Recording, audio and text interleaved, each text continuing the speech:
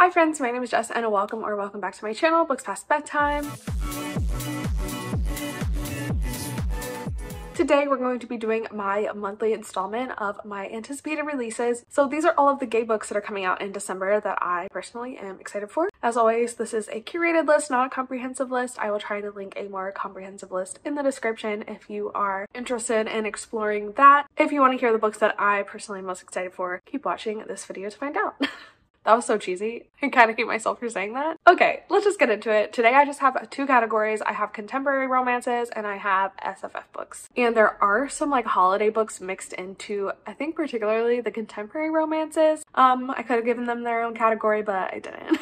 So let's just hop right into the contemporary romances first. So the first book on my list is All I Want for Christmas is Revenge by K.A. American. This book comes out on December 1st. This is a standalone dark romance, and in it we're following an obsessive hitman who is desperate for love and zeroes in on a young man willing to trade his life for revenge. So this sounds interesting and super spicy, and I love the description because it gives that description and then it says plus cute Christmas romance dates.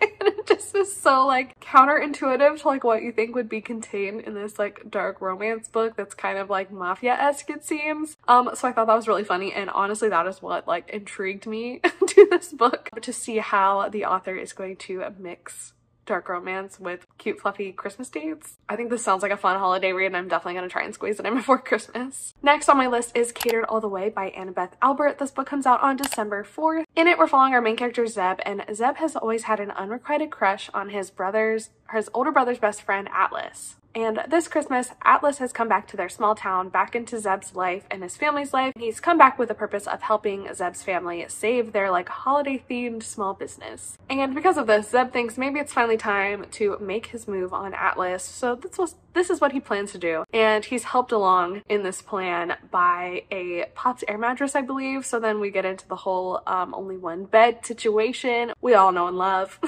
The two kind of begin a holiday fling. Atlas has never been with a guy before, so Zeb is kind of like, sure, we can have like a no strings attached, a little holiday fling, and then go our separate ways. But Zeb really starts to fall hard for Atlas. He already had a crush on him, so it was definitely a recipe for disaster, or maybe true love. This book sounds super cute, and I've read Annabeth Albert before and really liked her stuff. I think she's a pretty talented contemporary romance author. She usually does like some pretty good representation, like mental health neurodivergence rep, so I'm not sure if that's involved in this book in particular, but she is a good author for that, so I'm excited to read this one. I think it sounds super cute, and I believe that they like work together catering events for Zeb's family business or something, and that's why it's called Catered All the Way. You know me, I love a book that involves food and gays, so this book sounds right up my alley. I'm very excited for it. Next on my list is Second Chances in Newport Stevens by TJ Alexander, and this book comes out on December 5th. I recently read one of TJ Alexander's first books, which was Chef's Kiss.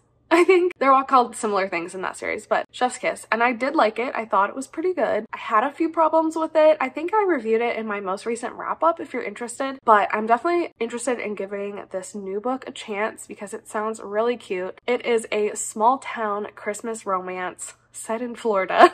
We're basically following our main character Eli, who has not been back to his suffocating hometown of Newport Stevens, Florida in a long time, and he hasn't been back since he like fully transitioned. He's a trans man, but he's currently working in like TV, the entertainment industry out in California, I believe, and he kind of has to come home because a scandal has threatened his career, so he's going home to spend the holidays with his family and try and like keep his head down, recover from this scandal. Not sure what it is, but just when he thinks his trip couldn't get any worse, he bumps into his high school ex Nick, and Nick is somehow even hotter than ever. So against the backdrop of one very weird Floridian Christmas, these two have to decide if they're going to leave the past in the past or if maybe moving on together might bring them both some happiness and joy in their life. This sounds super cute and fun. Like I said, I did really like, for the most part, TJ's book that I read before, so I definitely want to give this one a chance. I think like a wacky Floridian Christmas romance sounds really cute and fun, so I'm definitely excited to pick this one up this holiday season. Next on my list is Caught in a Bad Fomance by L. Gonzalez Rose. This book also comes out on December 5th. I believe this one is YA, so the characters are a little younger in high school, I believe. And we're following our main character, Devin, as he goes to spend the holidays at Lake Andreas, where his family has a house. At this lake, in this lake community, every winter they hold like an annual winter games where all of the local families compete in these activities, I think,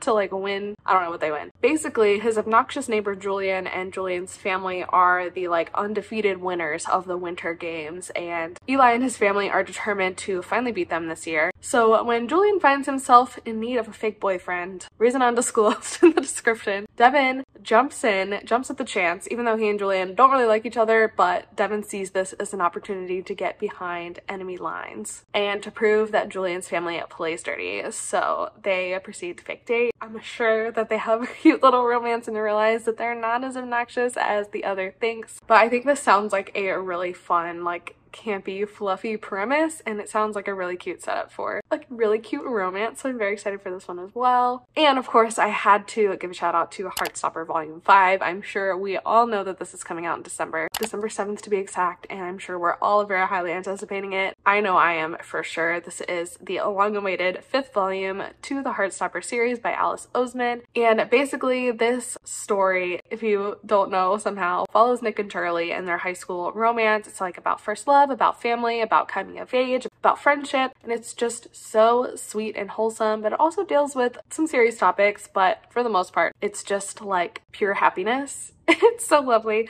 And in this 5th volume, Nick and Charlie are dealing with a little bit of angst because Nick is going to go off to university next year while Charlie still has 1 year left in high school. So they're having to kind of figure out what their relationship is going to look like moving forward. So that's the basic premise summary of this volume, but I'm so excited to be back with Nick and Charlie. Very excited to see how their story progresses. All right, and let's hop into the SFF category. The first book on my list is Vampires of Eden, Book 1, Oliver by Carla Nicole. This book comes out on December 1st, and if you couldn't tell by the title, it's about a vampire named Oliver. So Oliver is like a purebred vampire, and I think in the society there's almost like very like traditional like pure blood vampires, and then there's also like progressive modern vampires, and Oliver is from like a very old vampire family, so he is purebred, but he is very like lonely and isolated in this life, and he like longs to be a free liberated vampire.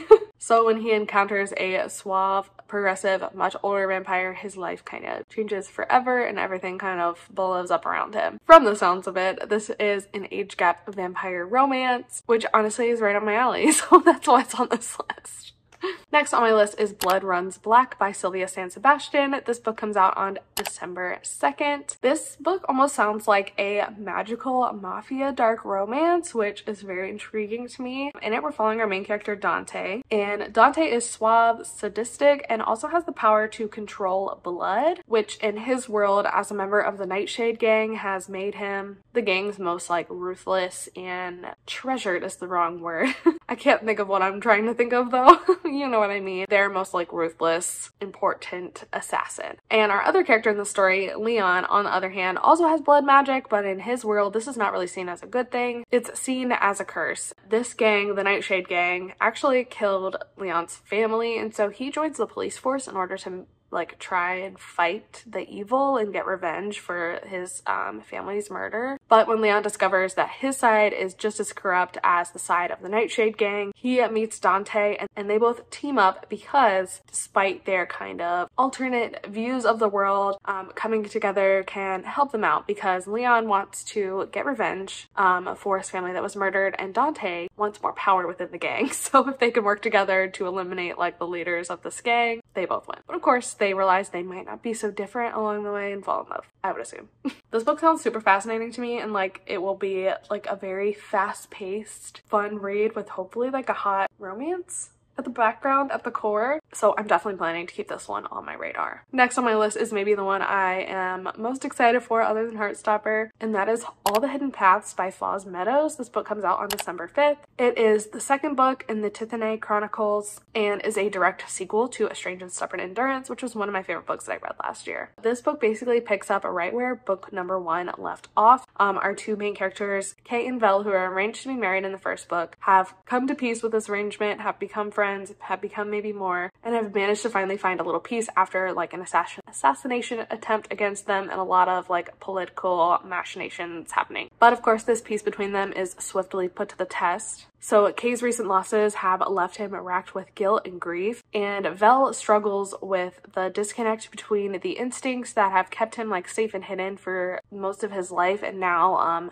being asked to live out in the open, live an open life. So it really sounds like there's going to be a lot of focus on dealing with mental health and how a partnership works when you're dealing with those kinds of mental health issues, which I think is going to be super important, and I trust that Foss Meadows will do that very well. And of course, there's also going to be some action. There is still a lot of like political unrest and people who want to see Kay and Vel fail and are coming at them from all sides. So I think that there is going to be multiple elements and moving parts within this book. And although I'm very excited for this one, I am a little bit wary of it. I don't tend to like direct sequels, especially when they like weren't originally planned, that I didn't know of them when I was reading the first book, and when the first book pretty much has an HEA or an HFN. You know what I mean? Sometimes I just feel like books like these can tend to be just like a money grab or fan service or just not really necessary to the story. So I am a little bit wary of this, but almost all of the advanced reviews for this book mention that the readers were also wary of the book having a sequel because they didn't feel it needed one, but that the book was actually like really good and stood up to the first book and added more to the story, and that they enjoyed spending more time with the characters. So I'm hoping that that's my experience as well. That's what I'm hoping for from this book. And I just really truly did